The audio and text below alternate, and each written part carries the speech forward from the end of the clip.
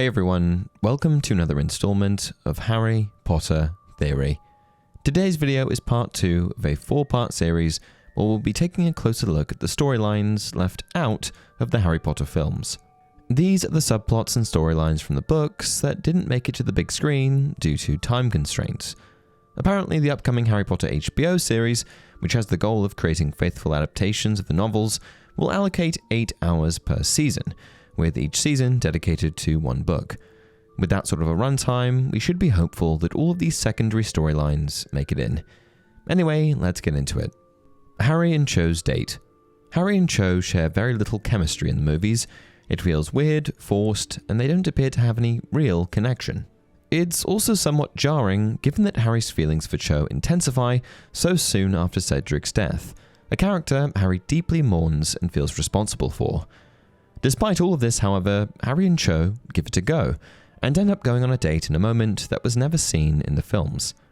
Prior to their date, the pair had shared an uncomfortable kiss under the mistletoe at Christmas time, a moment that was completely overshadowed by Cho's clear emotional turmoil.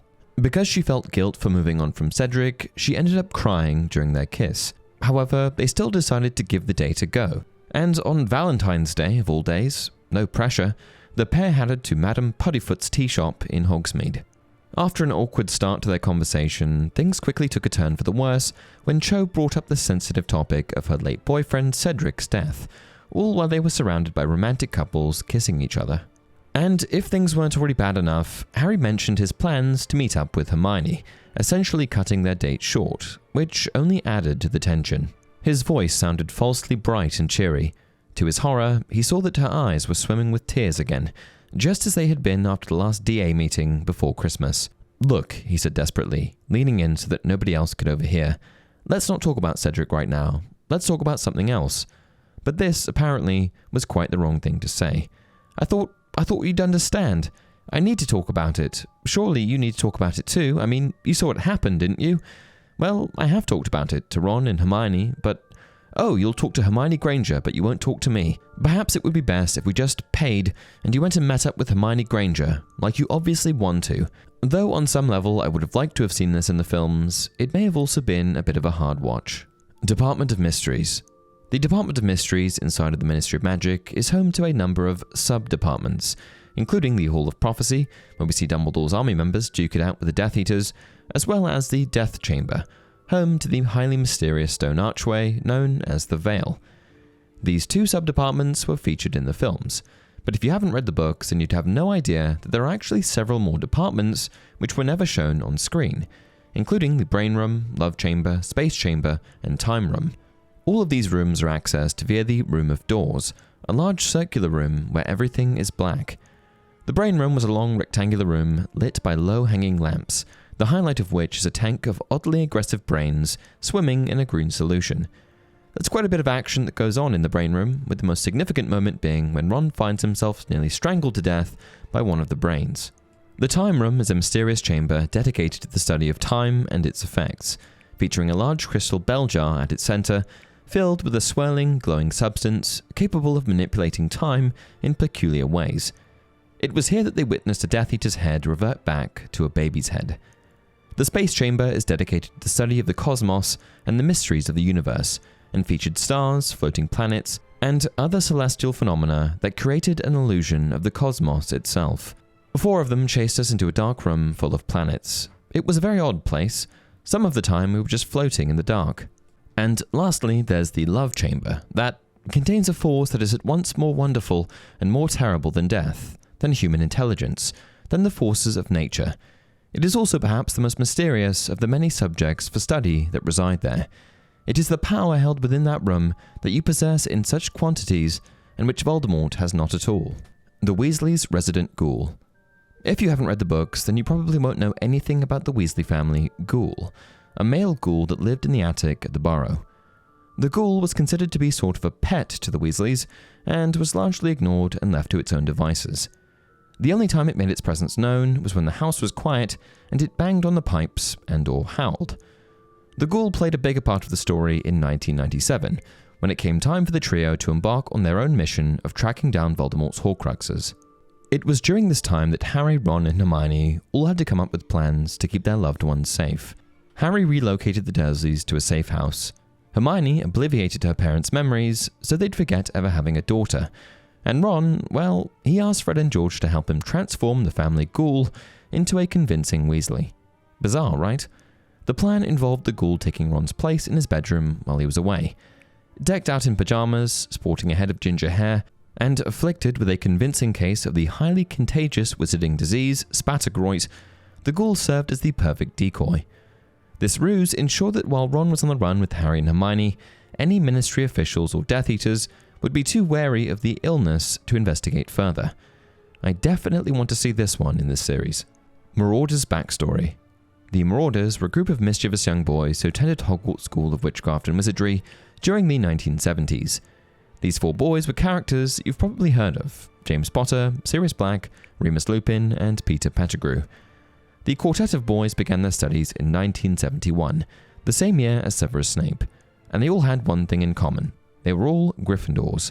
Though the boys got on with many of their other classmates, this particular group of 4 boys had a truly special bond, and they eventually came up with a name for their group. They were the Marauders. The boys shared much in common beyond being Gryffindors. They were all notorious troublemakers. If there was a rule at Hogwarts, they were determined to break it, earning a reputation for their mischief and rule-breaking. They even created a tool for mischief, the Marauders Map, with which they were able to navigate the school and avoid the prying eyes of professors. The Marauders' bond lasted throughout their time at Hogwarts from 1971 to 1978. After graduating, they continued their alliance by joining the Order of the Phoenix, a secret society founded by Dumbledore to oppose Lord Voldemort. The Marauders are a vital part of the series' backstory, especially in understanding Harry's connection to his father and the rise of Lord Voldemort. They also played a significant role in shaping the narrative of Severus Snape, whom they bullied during their school years, leaving an indelible mark on his character. Ultimately, the Marauders story was left out of the Harry Potter films due to its perceived lack of relevance to the main plot. However, this decision faced considerable backlash from fans. Harry's sacrificial protection. In the Deathly Hallows, Voldemort and his followers wait for Harry in the forest, the place where Harry has agreed to come and turn himself in. This was a deal that Voldemort had proposed in exchange for the safety of the other wizards who had been fighting alongside Harry in the Battle of Hogwarts. And it's here that Harry meets his demise, inevitably being hit with Voldemort's killing curse and subsequently waking up in the afterlife. And while Harry ends up surviving for reasons I've explained time and time again in other videos, there is an aspect of Harry's death that has been overlooked by many, perhaps because it was glossed over in the films. You see, in this moment, as Harry glared into the eyes of Voldemort, a form of loving sacrifice was brewing beneath the surface. Before surrendering himself to Voldemort in the forest, Harry had lots of choices. He could have run, he could have hid, he could have just stayed fighting at the castle, but instead he decided to come and face his death at the hands of Voldemort in order to protect everyone who opposed him. In this way, he protected others from Voldemort just like Lily tried to protect him.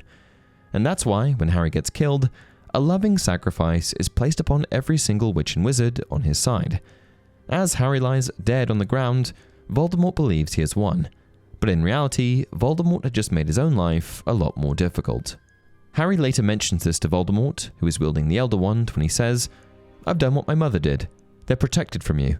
Haven't you noticed how none of the spells you put on them aren't binding? You can't torture them. You can't touch them." And just like that, Harry inadvertently cast one of the most powerful pieces of magic ever displayed in Harry Potter canon. Barty Crouch Jr.'s prison break. Barty Crouch Jr. is one of Voldemort's most loyal followers, and he plays an integral role in helping Voldemort return to power. However, the films did him dirty. You see, Barty Crouch Jr. has a massive backstory that was just completely overlooked, and his lack of character development in the films left his character feeling a little light. They overlook his role in the First Wizarding War, his complex relationships with his parents, and, most notably, his imprisonment and subsequent escape from Azkaban. After Voldemort's fall in October of 1981, Barty Crouch Jr. was charged, along with Bellatrix and Rodolphus Lestrange, for torturing the Longbottoms with the Cruciatus Curse. Due to the severity of the crime, that is, using an unforgivable curse to the point of making their victims go insane, Barty Jr. and the others were set to be made an example of.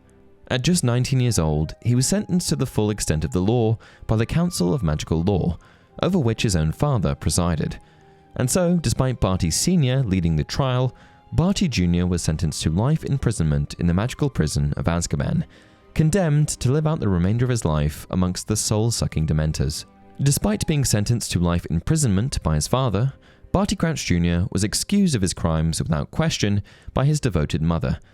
And so, when Mrs. Crouch discovered that she was dying, she convinced her husband, who loved her desperately, to help her break out their son from Azkaban in 1982. And so, with the aid of his mother, Barty Crouch Jr. was the first wizard to escape Azkaban in nearly 300 years. Both Mrs. Crouch and Barty Jr. took Polyjuice Potion to take on the appearance of one another. This allowed Barty Jr. to escape with his father, looking like his mother, and leave Mrs. Crouch to die in Azkaban, looking like her son. Of course, there's a lot more to all of this, so if you want the full story, then check out my video outlining the origins of Barty Crouch Jr. Regulus Black. Regulus Black, a member of the noble House of Black, was Sirius Black's brother. In my opinion, his absence from the films was one of their biggest mistakes. Regulus was a former Death Eater who later became disillusioned with the ideology and actions of Voldemort's followers.